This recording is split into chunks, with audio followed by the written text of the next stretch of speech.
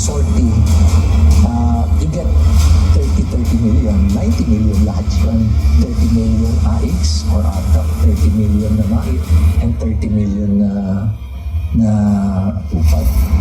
Sa kanyang 15 taong karanasan bilang kongresista, ngayon daw nakakita si Davao City Representative Isidro Ungab ng ganitong sistema sa Bicameral Conference Committee. Ang pinutukoy niya ay ang mga blankong line items sa Bican Report ng 2025 National Budget na anyay laman sa batas. Partikular dito ay ang missing budget amount sa Department of Agriculture at ang program funds na anyay bilyones ang halaga. Good luck sa atin lahat. Na-promote pa nga ang mga instrumento ng panghihirap kay PRRD. Self-rated poverty in the Philippines is at its highest in 21 years. Teacher says she often complains about being hungry. Pagpaparili ng isang babae dahil umano sa konsehan sa droga. Pinagtataga hanggang sa mamatay ang natutulog na maglola. Ang bugbugi ng dalawang Just remember, no? At bakit yung mga tao gumagamit ng drugs? Remember, hindi sila addict. Pag-alagala, mga batang nagrarugby, nagkalat sa gitna ng daan. Mga taong pinagbabaril habang bibili ng pagkain sa karinderya. Makalat sa social media ang video ito ng pamamaril sa bahan. Instead of going to school, they spend their days scavenging to earn a living. Pagpapalengkeng trabaho ang suspect at gumagamit pa umano ng droga. Good luck sa atin lahat. Sa halip na tutukan ang kumakalam na sikmura ng mga Pilipino, krimen, droga at korupsyon, mas inuna ang sariling interes at kasakiman sa kapangyarihan. Itinapon palabas ng bansa ang nag-iisang Pangulo na siyang tunay na nagmahal sa bayan. Mula nung si Tatay Digong ang naging Pangulo, tumahimik yung mga hindi. Nagkaroon ako ng peace of mind. Yung anak ko, kumbaga hindi sila tinikaagod sa daan. Sobrang happy ako. Dahil nung umupo si PRRD, kahit sabihin natin maraming tumutugis, maraming tumutulog sa kanyang war on drugs. Pero majority po sa atin ng mga Pilipino, pwera na lang doon sa mga drug lords, mga drug user, mga ano, yun ang ayaw eh. Pero kami, lalo kami mga OFW, naramdaman namin ang safety sa aming pamilya. It's a time to be powerful and a time to be just a nobody. I used to describe the brightest star there was mine, shining brightly. And in a few days, I will be just a Rodrigo Duterte from Davao City. Daghang salamat. Lubos na minahal ni PRRD ng PNP at AFP. Pag ako ang nanalo, kaagad dublado ang sweldo ng pulis pati militar. Pero si Yalom din pala ang gagamitin laban sa kanilang dating Commander-in-Chief. Hihilahin ko yan. Hihilahin ko yan. Ako maniwala nga, hihilahin ko yan. Ano ba ang damage ng government interest? Kung hintayin ko lang yung dalawang anak. Walang dalating, sir. Huwag na tayo mag-disbatter ito. This is not the place for debate. Guys! Hindi ko kanina. Hindi me, sir. Hindi nyo magugustuhan na kasunod na order.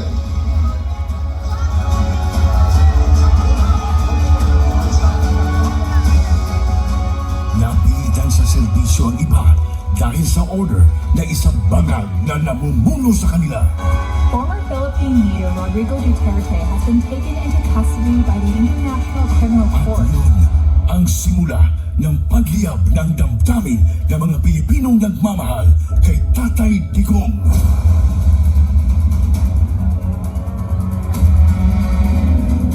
Lumiyab ang sambayanang Pilipino. Bring PRRD home.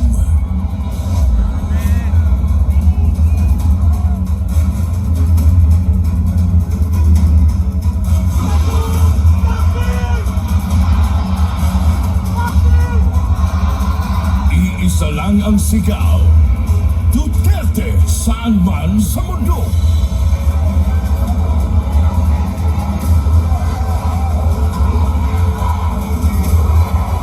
Nagagalit ang taong bayan dahil ramdam ng lahat na walang nagawa ang administrasyong ito.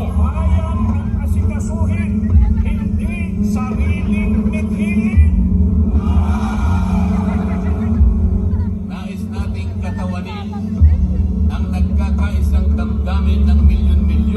Pilipino at isaminig ang kanilang pinag-isang mithiin para sa isang mapayapa at nagkakaisang Pilipinas.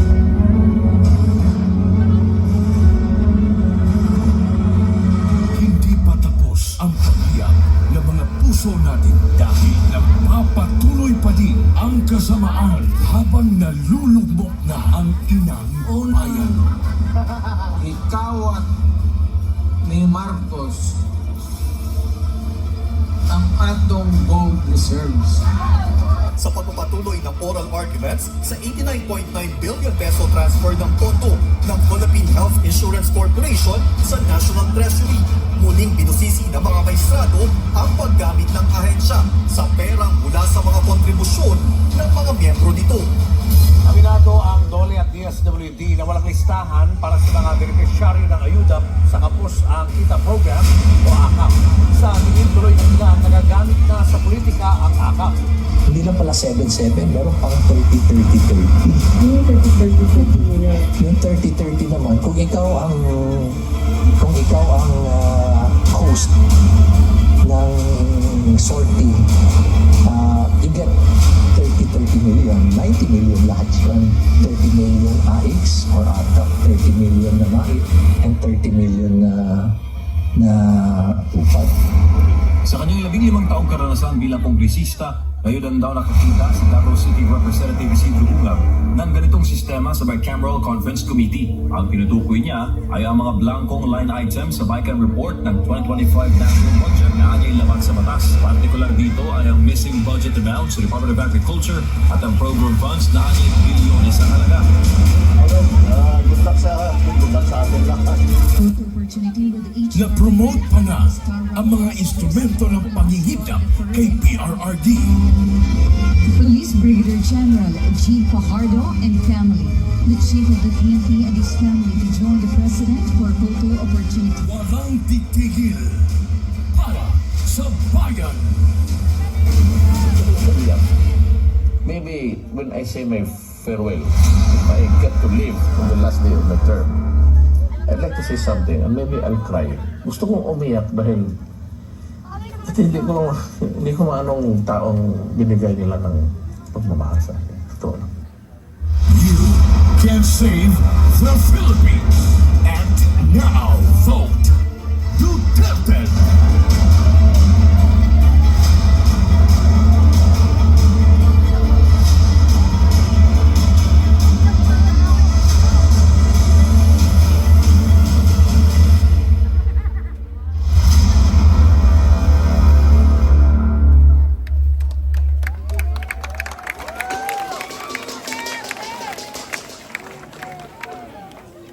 Noong isang araw, nasa ferry ako sa Toledo, Cebu. Patawid kami papuntang San Carlos City sa Negros Occidental. Tumawag sa akin si Pangulong Duterte. Sabi niya sa akin, idiretso ko na daw na sabihin sa inyong lahat na siya ay nakikiusap na iboto ang 10 kandidato ng Duterte. Diretso. Mamaya, ma'am, idagdag kita. Sandali lang.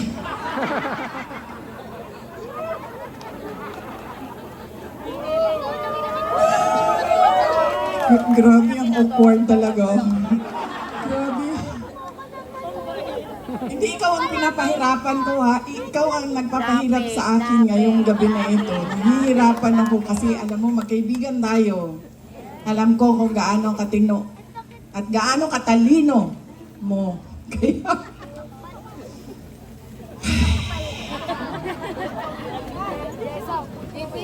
Yes, ma'am.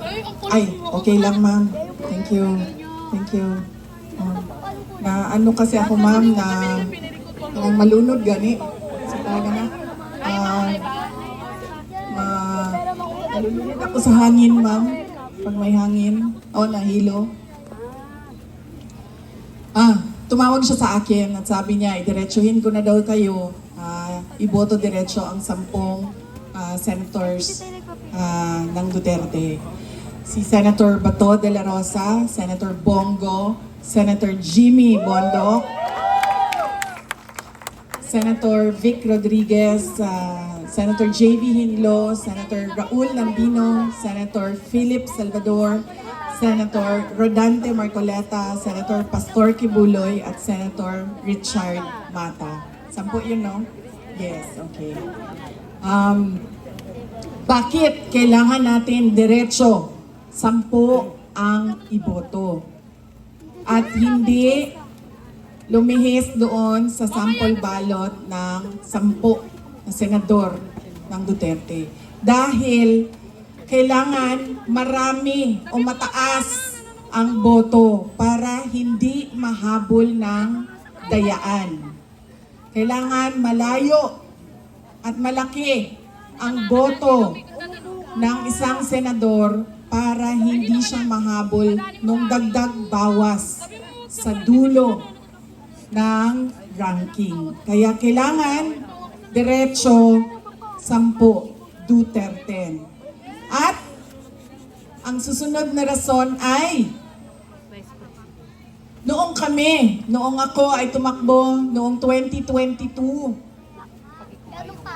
Ang plataforma namin ay pagkakaisa at pagtutuloy ng nasimulan ni Pangulong Duterte. Pagtutuloy ng pagbabago. Unity at continuity.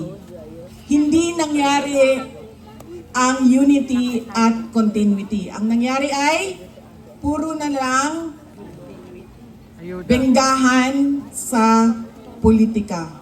At wala nang nangyari sa bayan.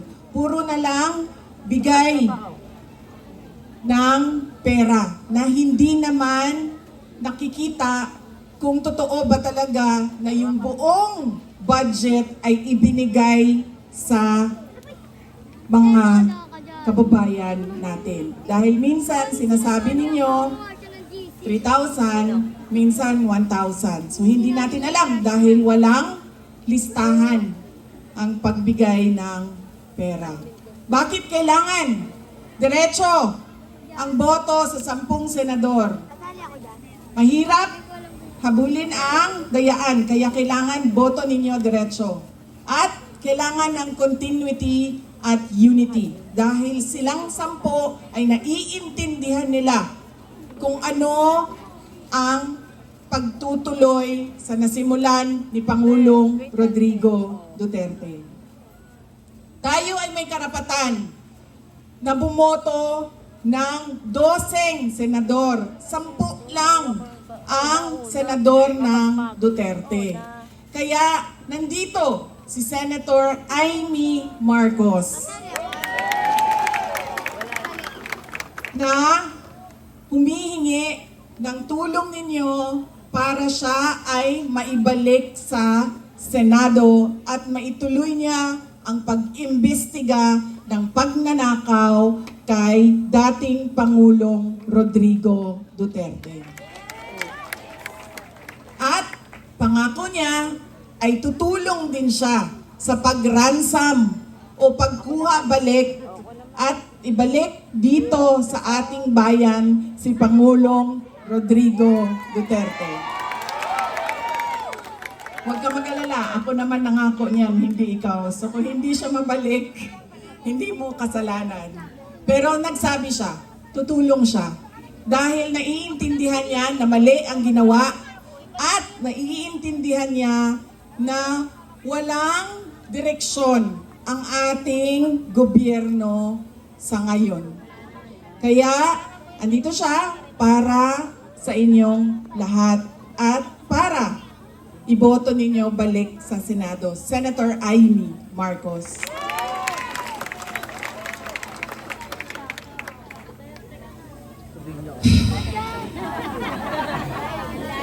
So, ang nakalimutan ninyo kanina ay yung pangako. Sabi ko, di ba? Check ninyo ang pangako kung natupad ba bago ninyo iboto ulit. Yan yung ang pag-check niyan ba parang ano, yung politiko ba parang boyfriend yan ba? 'Di ba? Ang lalaki kapag nanliligaw, isasabihin sa iyo ang lahat. Bibigay sa iyo ang lahat. Sasabihan ka, ano sasabihin, ma'am? Hindi kita iiwan. Ano pa? Mahal na mahal kita. Ano pa?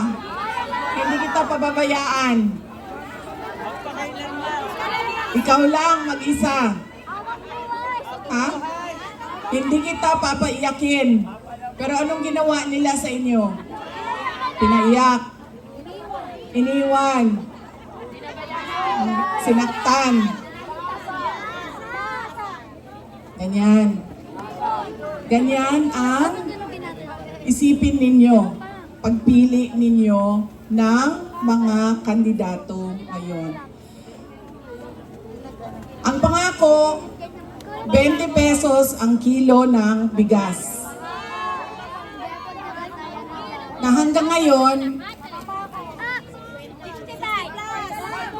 ay hindi pa naibibigay. Kaya, anong pwede ninyong gawin? Huwag ninyo, ma'am, alam mo, tayong dalawa talaga makukulong dyan sa tanggalin mo. Huwag ninyo iboto ang mga kandidato niya. Dahil ang mga kandidato niya ay nagsasabi sa kanya na okay lang na magsinungaling ka. Okay lang na hindi mo tuparin ang pangako mo sa mga tao. Huwag ninyo iboto ang mga kandidato ni Nino. Na nangako ng na hindi. So, sino ang mga, alam niyo, nagtataka ako sa inyo, ha? Yung congressman ninyo dito,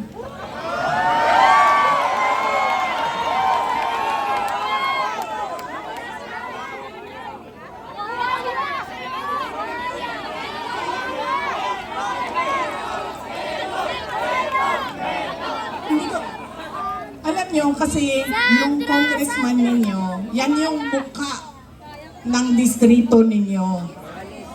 Yan yung pambato ninyo doon sa House of Representatives. Unang-una, sa sobrang laki ng liig niya,